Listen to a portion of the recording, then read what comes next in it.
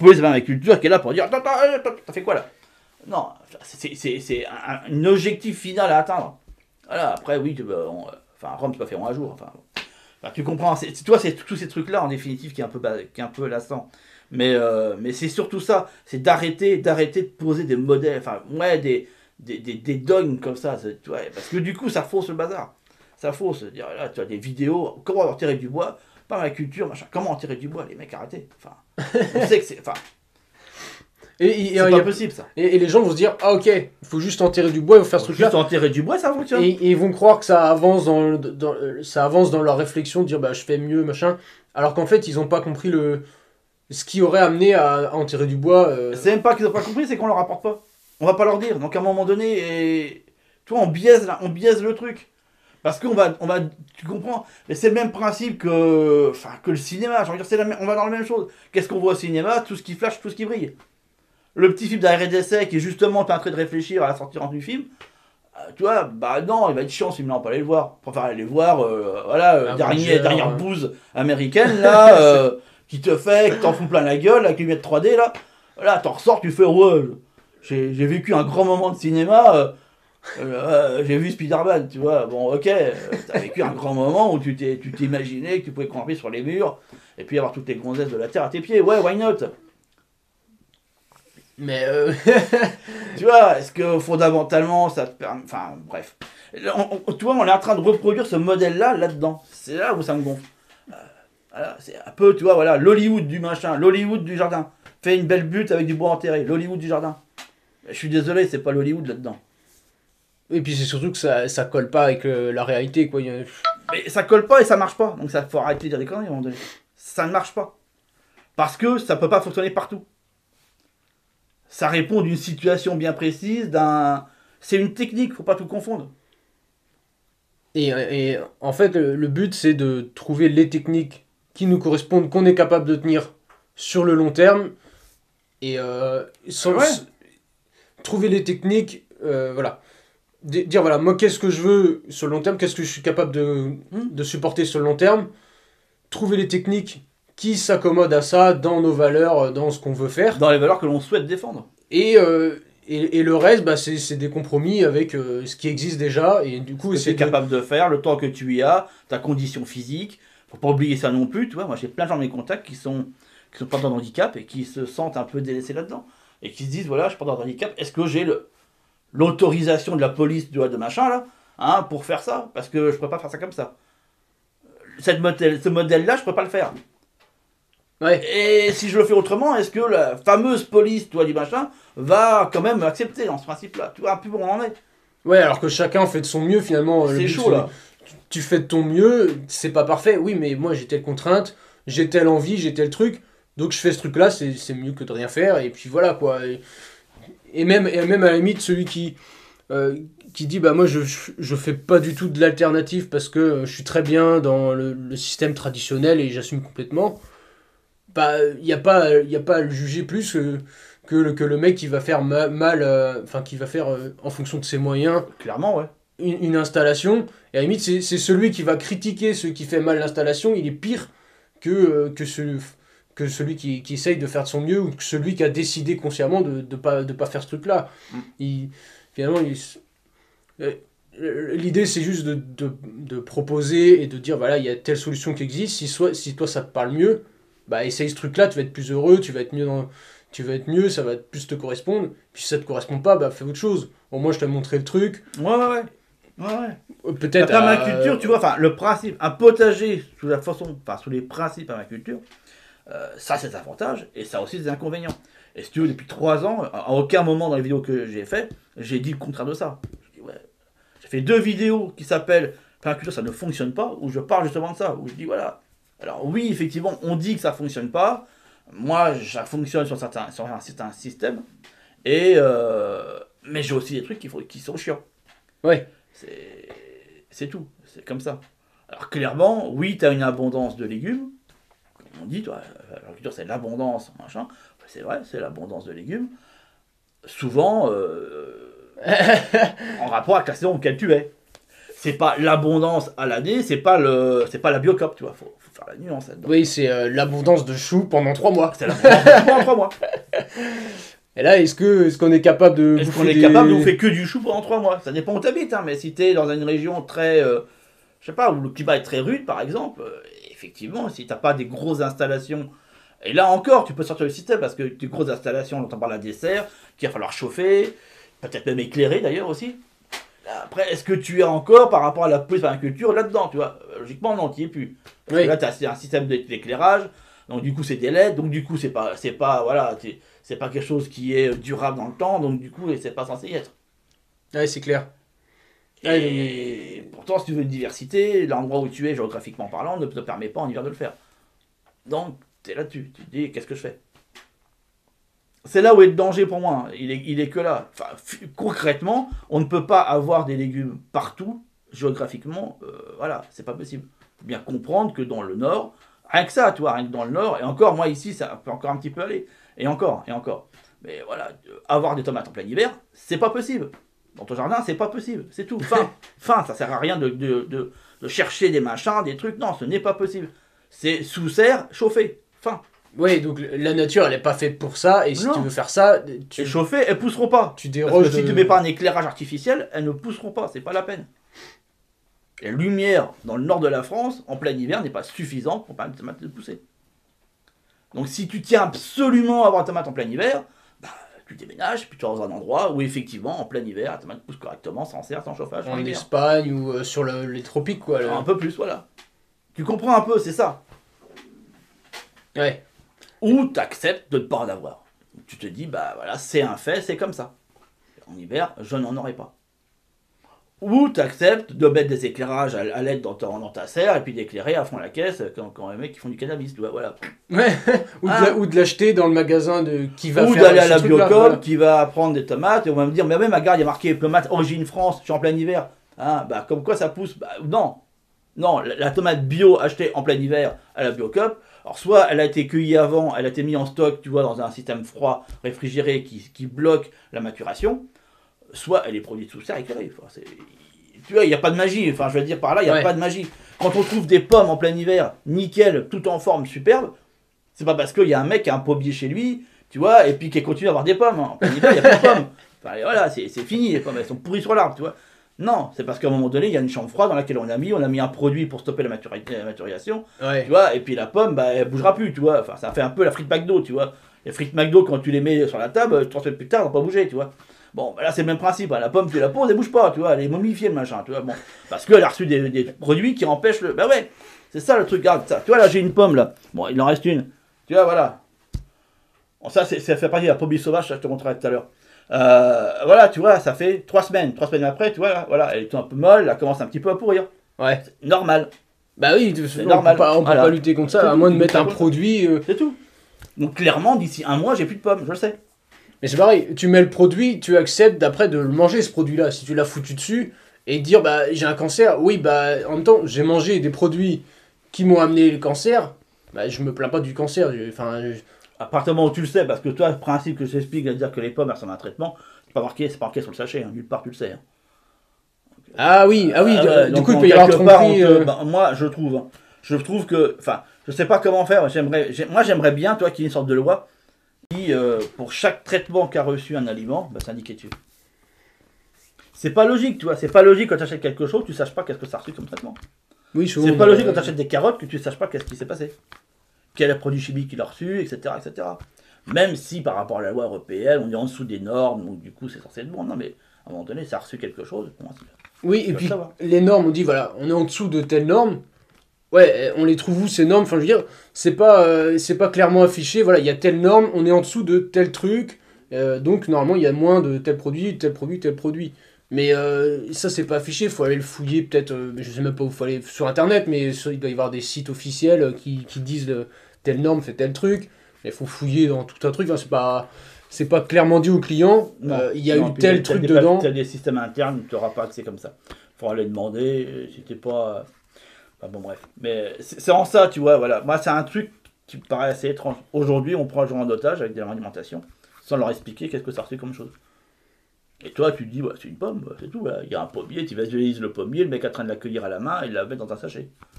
Bah non, il y a plein d'étapes avant, mais ça, on ne t'a pas dit. Ouais. Donc, tu vois, et c'est en ça, je pense que dans l'avenir, il y aura des gros procès contre tous ces industriels-là. Il y a des gens qui vont se mettre en association, choses comme ça. Il y aura des gros procès qui seront faits contre eux. Pour empoisonnement, et clairement, je dis, pour empoisonnement délibéré. Parce que, comme ce qui s'est fait par exemple avec l'amiante ou exactement. les produits insecticides, Tout à fait. Ouais. Les agriculteurs tombent malades parce qu'ils étaient en rapport avec ce truc-là, et ensuite, derrière, bah, on découvre ça. Et là, c'est à plus grande échelle, parce que c'est on le découvre, je pense qu'on le savait déjà. Oui, il y a des choses qu'on sait, qu'on va pas dire, parle, parce que sinon ça ne va pas booster les ventes, ça va... Bah oui, parce que sur un sachet de pommes, si tu mets ce produit a reçu tel et tel traitement, voilà, considéré dangereux pour la santé, Oui, et puis qu'il y a 40 lignes, il y en a 40. Le mec a le sachet de pommes, il fait, oh putain, je vais la laisser celle-là, je vais peut-être pas les prendre. Hein. C'est radioactif, ça se trouve, voilà, tu vois. C'est clair que ça va, tu vends moins, là, du coup. Mais au moins, tu prends les gens pas pour des cons. Tu leur donnes... Moi, franchement, c'est un truc que j'aimerais. Même les OGM, c'est pas marqué. C'est pas marqué tant que le produit en contient je sais plus quel pourcent. S'il y a moins de tel pourcentage, oui, le fabricant n'est pas censé le marquer dessus. Alors qu'il y en a. Et ça se trouve, il y en a dans tous. Sauf que comme ils sont tous en dessous du truc... Et on va dire, bah non, mais nous, on est une usine de transformation, il y a des trucs qui sont aux OGM, d'autres qu'avec OGM, on peut pas tout contrôler, c'est pas possible. Bah si, c'est possible, tu prends plus d'OGM. Ouais, ou tu marques OGM. Même s'il y en a un tout petit pourcentage, voilà. Il y en a, donc tu marques. Ouais, mais marque OGM sur un paquet. Hein, tu achètes des biscuits, là, pour pas nommer les petits lus. Tu marques sur les on l'a pas entendu.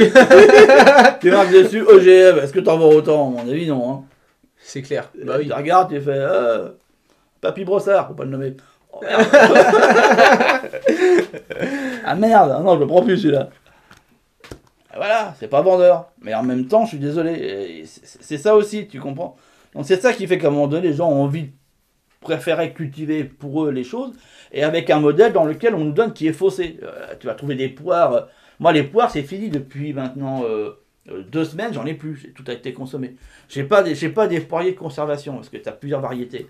Des poiriers qui sont précoces, d'autres mi-saison, d'autres qui vont être plus adaptés. Ça dépend des variétés, en fait. Ouais. Et plus pour la conservation. Et encore, quand je dis conservation, faut pas t'attendre à ce que quand tu cueilles la poire au mois de septembre, tu l'as encore au mois de juin. Enfin, oui, à un moment donné, tu la vas pourrir. Enfin, c'est inévitable. Donc, si tu fais la bonne partie de l'hiver avec, t'es content. Juste un peu plus robuste que les autres, quoi. Voilà. Après, si tu crées un système dans lequel elle va être un peu plus à l'abri de la lumière et de la chaleur, oui, elle va se conserver encore un petit peu plus, tu vois. Tu vas pouvoir prolonger, mais il y a une limite. Hein, il y a un moment donné physique, tu peux pas. Mais mine de rien, quand tu te lances là-dedans et que tu te dis, voilà, bah, on va parler d'abondance, et puis je comprends pas, l'époque j'en ai eu 2 mois, et puis maintenant on en a plus, tu vois. Abondance vite fait, hein. Bah non, c'est pas vite fait, c'est qu'on est dans un modèle qui est pas bon. Donc du coup, oui, effectivement, des fruits, tu les as pendant une certaine période, et puis à un moment donné, t'en as plus. C'est normal. Ouais. C'est pas pour rien, tu vois, là j'ai des noix, tu vois, par exemple. Voilà, ça c'est des fruits d'hiver. Et alors du noix, coup... noisettes, tu vois, voilà, des fruits à coque, tu vas pouvoir les consommer tout l'hiver. Et au niveau des solutions sur... par exemple, tu affiches OGM sur le truc de pomme, voilà, ça se vend plus tout ça.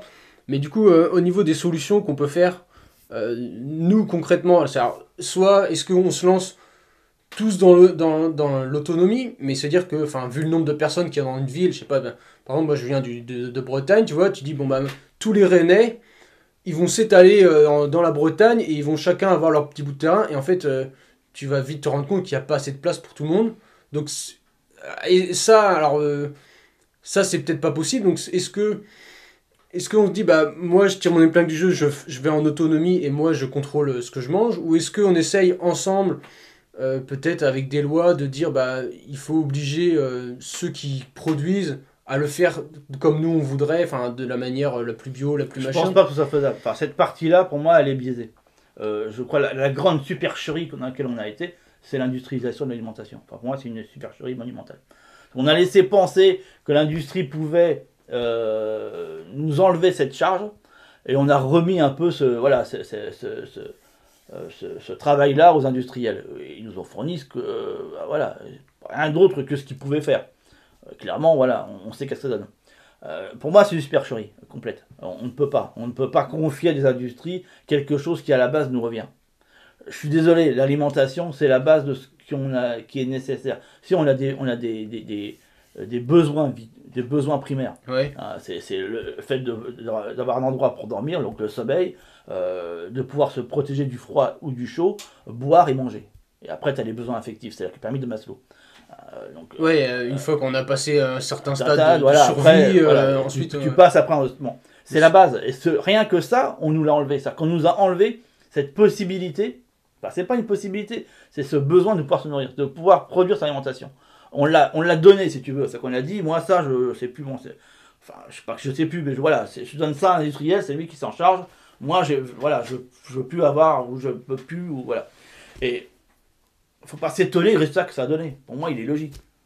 Ouais. Enfin, voilà, c'est comme si tu dis, voilà, moi, je veux un magnifique jardin, plein de fleurs, mais j'ai pas envie de m'en occuper.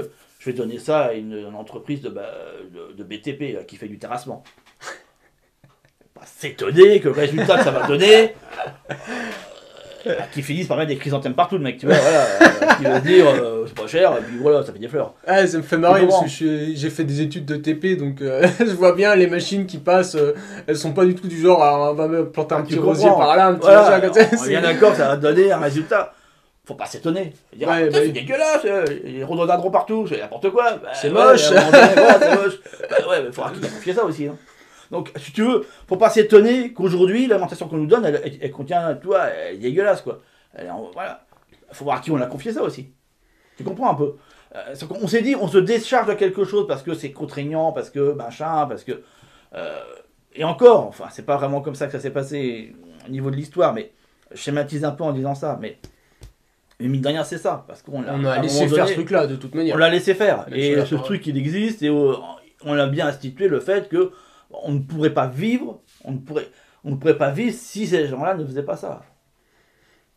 Et le truc en même temps, moi, je pense par exemple aux chercheurs, c'est-à-dire que les chercheurs, ils pourraient pas faire des découvertes, par exemple pour guérir telle maladie, tel machin, s'ils étaient sans arrêt occupés au jardin. Et du coup, il faut peut-être qu'il y en a une partie qui s'occupe du jardin, une partie qui s'occupe des recherches, une partie qui s'occupe peut-être de construire des maisons, ou tu vois, d'espèces de se partager un peu les tâches. Mais sans confier ça à un truc qui va complètement... une industrie, typiquement, qui va faire n'importe quoi. Peut-être. Tu sais, moi, je suis très... Comment te dire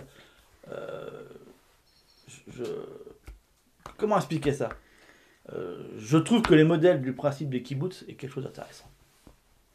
Sur le concept. Après, je sais qu'il y a plein de dérives là-dedans, qui pourront dire dans les commentaires, ouais, les kibbutz, ça, il y a à boire à manger, ouais, je sais. Sur le principe, je parle. C'est un modèle qui est intéressant. Je trouve qu'il y a un modèle ultra intéressant dans des principes de petits villages, de petites communautés. Et tu vois, c'est assez marrant de voir qu'on a cherché à extrapoler les choses, à mondialiser les choses, à faire que chaque individu, comment t'expliquer ça, soit dans une entité, c'est-à-dire se dire telle région, ça va être... voilà, tel machin, que tel endroit, ça va être tel truc, que sur Paris, on va faire tel, on va mettre que des bureaux, tu comprends un petit peu, d'avoir comme ça sectorisé les choses, de manière, voilà, à ce que, comme tu dis, voilà, qu'un tel qui s'occupe que de ça, par exemple, voilà, le nord c'était le charbon, c'était l'industrie métallurgique, voilà, tu comprends, donc voilà, tu savais déjà que c'était là-dedans, et que la bouffe était fabriquée ailleurs, tu vois, parce que eux c'était la bouffe. Je trouve que ça a été la grande erreur, Je suis vraiment... intimement convaincu que les petites communautés sont la solution. C'est complexe, ça amène d'autres trucs, mais pour moi c'est la solution. Et pour moi il n'y a pas un modèle, il y a plein de modèles possibles. C'est-à-dire que les gens qui font un jardin partagé, c'est une excellente idée. Que tu sois en ville ou pas, ceux qui prennent des terrasses et puis qui vont les aménager en jardin pour essayer de faire de la production végétale. C'est une bonne idée aussi. L'aquaponie est aussi une bonne idée. Le fait de faire le jardin ouvrier, comme en ce moment, c'est le grand renouveau du jardin ouvrier. J'en ai vu pas mal, ouais. C'est une bonne idée aussi. En fait, si tu veux, c'est la multiplication de différentes stratégies qui fait pour moi qu'il y a quelque chose qui est intéressant. La grande erreur serait de dire, ok, le modèle à suivre, c'est l'aquaponie, et on fonce tout dedans. Parce que là, tu reprends le même merdier, et tu arriveras forcément aux mêmes conséquences à un moment donné.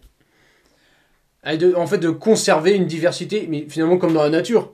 Il y a une diversité d'animaux, une diversité de végétaux. Diversité de se dire... une diversité de méthodes pour se nourrir, une diversité... Et là, parce que il faut pour moi, c'est aussi viable une personne qui fait comme moi, qui produit à l'année des légumes. Parce qu'au niveau légumes, je suis autonome à 100%. Je n'ai aucun apport extérieur. Au niveau des fruits, j'ai pas la surface. Donc je suis... voilà, ça dépend des saisons. T'as un peu de fruits, Voilà, quoi. entre septembre et octobre, je suis autonome en fruits. Entre mars, avril, mai, j'y suis plus, tu vois, voilà. Ouais. Bon. Après, je reviens un petit peu autonome au niveau des petits fruits. Enfin voilà, c'est saisonnier, bref. Le fait de se dire, voilà, j'ai ce temps-là, je peux le faire, est aussi viable que de se dire, je travaille toute la journée, mais ça m'intéresse le soir d'y passer 1 heure ou 2. Pour moi, les deux sont viables. Il n'y a pas de, tu vois, faut pas se dire parce que voilà, j'ai une activité. Voilà, un exemple tout simple. Là, je suis chercheur, je travaille en laboratoire, je travaille sur un microscope, et le soir venu, c'est vrai que ça m'intéresse d'aller participer à un jardin partagé où il y a plein de gens, et puis mettre un petit peu ma graine, et puis au passage prendre 1 ou 2 salades. Oui, c'est pas ça qu'il y a à tout dire au quotidien. Mais mine de rien, c'est autant de valeur à mes yeux que la personne qui est à 100%. Oui, en fait, il met ce que lui, il est capable de mettre. Par exemple, il a 2 heures le soir, où il va y aller le week-end parce que la semaine, il travaille. Et voilà. Du coup, il fait sa part du boulot, et il en retire une partie. Et finalement, ça un peu le truc colibri, là. C'est l'idée de faire sa part. C'est exactement le principe. C'est exactement ce principe-là. Et sans se dire, ah ben non, mais comme j'ai pas ce temps-là, je préfère dire que je le fais pas, parce que après, voilà, gens se diront, ouais, mais lui, il prend des légumes alors qu'il vient qu'une journée par jour, par semaine, tu vois. Alors moi, je suis tous les jours. Bah ouais, mais c'est ton choix aussi. Ouais, voilà. Tu ne mets pas une pression là où il n'y est pas. Jardin partagé, on est bien d'accord, c'est un truc qui est partagé. L'objectif, c'est pas d'avoir à bouffer à l'année. D'être dans une dynamique de reconstruction de savoir. Et de se dire, le cas échéant, je sais faire. Je sais qu'aujourd'hui, je n'ai pas cette envie ou cette capacité de le mettre en place, mais le cas échéant, je sais faire. Et le principe, tu vois, et si on en revient à ton idée, est-ce qu'aujourd'hui, il y a une possibilité que tout le monde puisse cultiver et que tout le monde ait son lapin de terre, donc du coup que tout le monde ait cette capacité de se nourrir en interne? Je pense que c'est complexe, très complexe. Déjà au niveau des terrains, c'est compliqué que tout le monde ait son terrain. La parce connaissance on a beaucoup industrialisé les espaces, on a beaucoup bétonné les espaces, ce qui fait que les terrains vierges disponibles aujourd'hui, qu'à partir d'un commune ou des, tu vois, ou des disponibles pour ça, je parle, sont même dans certaines régions complètement impossibles. Dans d'autres un peu plus faisables, il y a quand même des régions désertées, mais mine de rien, ça me semble difficile. Et après, il y a aussi l'envie, quoi. L'envie, puis la connaissance, parce que si les gens, même si tu as le terrain, s'il y en a, je sais pas, 80% qui savent pas faire, bah du coup, la production globale, elle va être toute pourrie, et finalement, ça va être...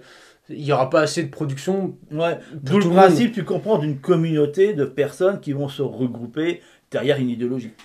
Moi, je crois beaucoup à ça. Et tu vois, instinctivement, on le fait. Je te dis, voilà, on est passé de ce monde ultra mondialisé où on a éliminé, je trouve que c'était le truc le plus dangereux qu'on a fait. On a éliminé les reconnaissances. C'est qu'on a voulu lisser tout, tu vois, se dire, voilà, aujourd'hui, t'es pas français, t'es pas québécois, t'es pas polonais, t'es pas, j'en sais rien, t'es le monde, t'es the world. T'es the world, tu vois, voilà. Ouais. Et les religions, pareil, tu vois, non, c'est caché, tu vois, les religions, faut pas en parler parce que c'est tabou, tu vois, c'est machin. Ça, c'est comme l'argent, faut pas en parler non plus, c'est tabou, tu vois.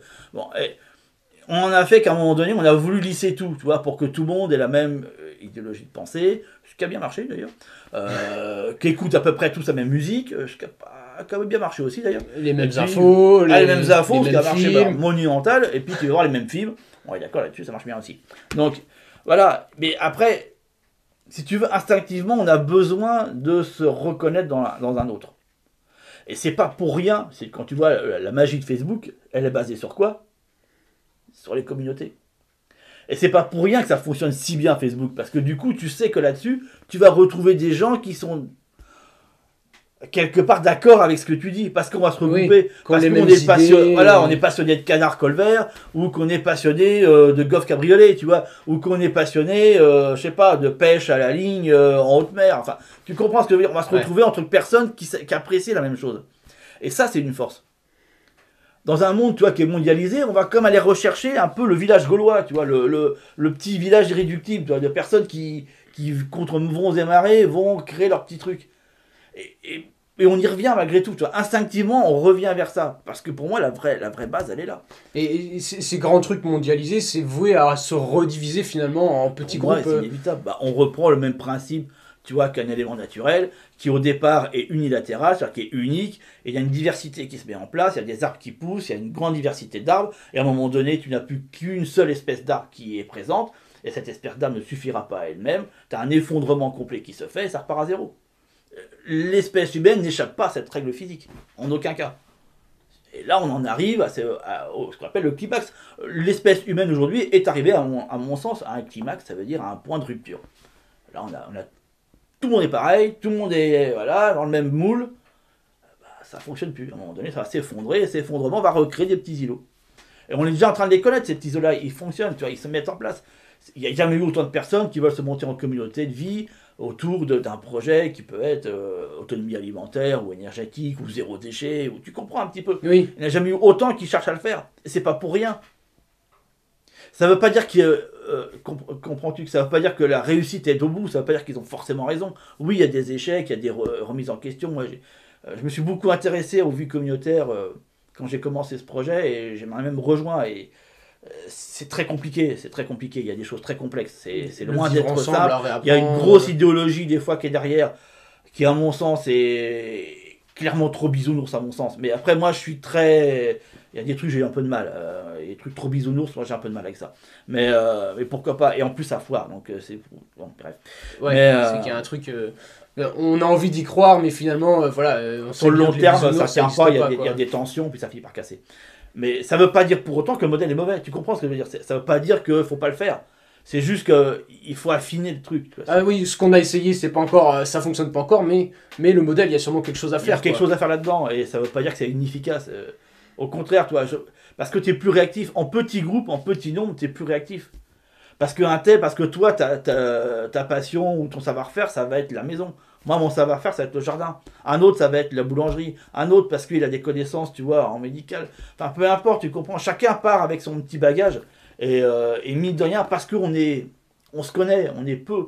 Et l'interactivité va être rapide.